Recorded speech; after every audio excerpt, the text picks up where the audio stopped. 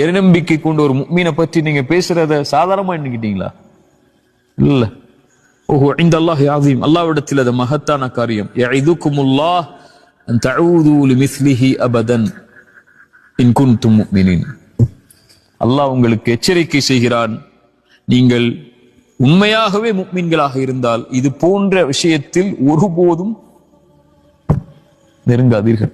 ஒருபோதும், அபதன், ஒருபோதும் போயிடாதீங்கிறான். இதோ விட்டுட்டு அடுத்து பார்த்துக்கோங்கன்னு சொல்லு. அபதன், ஒருபோதும் இந்த காரியத்தில் ஈடுபடாதீங்க.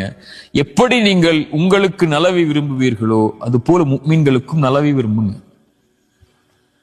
நீங்க ஒரு பாவம் செய்றீங்க, வேற ஏதோ ஒரு பாவம் செய்றீங்க, அந்த பாவம் யாருடைய பார்வையிலும் படாத போது அதை உங்களுடைய மானம் காக்கப்பட வேண்டும் நீங்க விரும்புனீங்கன்னா இன்னொருவருடைய மானத்தையும் அப்படி விரும்புங்க.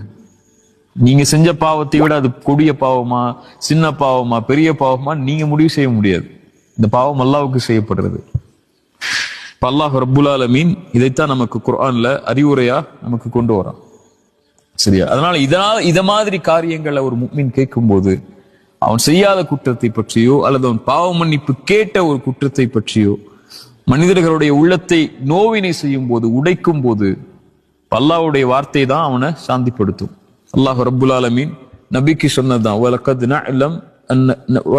வலகத் நஅலமு அன்னக யதீகு ஸத்ருக பிமா யகூலூன் ஃபஸப்பிஹ் பிஹம்தி ரப்பிக் வகும் மினஸ் சாஜிதீன்.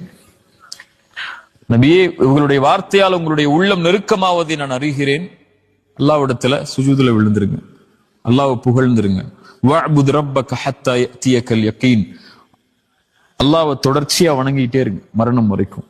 ஒரு தவறு செய்றீங்க, தவறுல இருந்து திருந்திட்டீங்க, மக்கள் அதை பத்தி பேசுறாங்க, அதோட உங்க வாழ்க்கை முடிய போறது இல்லை அந்த தவறோட. வஅபுத் ரப்பக ஹத்தா யஅதியகல் யகீன். அடுத்த மூச்சு இருக்குன்னா அதுல இருந்து விலகி நீங்க போறதுக்கு உங்களை அவகாசம் அல்லாஹ் கொடுத்திருக்கான். மனிதர்கள் கொடுக்குறாங்களோ இல்லையோ, இவங்க இன்னைக்கு உங்களோட இருப்பாங்க, நாளைக்கு உங்களோட இருக்க போறது இல்ல. இந்த மனிதர்கள் நீங்க மௌத்தாகிற வரைக்கும் தான் உங்களுக்கு. நீ மௌத்தாயிட்டீங்கன்னா ஒரு 3 நாள்ல மறந்துட்டு அவன் வேலையை பார்க்க ஆரம்பிச்சிருவான். சரியா? உங்க மனைவி எல்லாம், உங்களுடைய குழந்தை எல்லாம், உங்களுடைய பெற்றோர் எல்லாம் யாராக இருந்தாலும் ஒரு 10 நாள் உங்களை ஞாபகப்படுத்துவாங்களா? அல்லது என்னைக்காவது உங்க பிறந்த நாள் வரும்போதோ, உங்க ட்ரெஸ்ஸை பார்க்கும்போதோ, அல்லது உங்களுடைய இதை பார்க்கும்போது ஞாபகம் வரும். ஒரு 30 வருஷம் போயிருச்சுன்னா அவ்வளவுதான். நான் சொல்ற மாதிரி தான். ஒரு 100 வருஷம் போயிருச்சுன்னா நீங்க வாழ்ந்த அடையாளமே இருக்காது.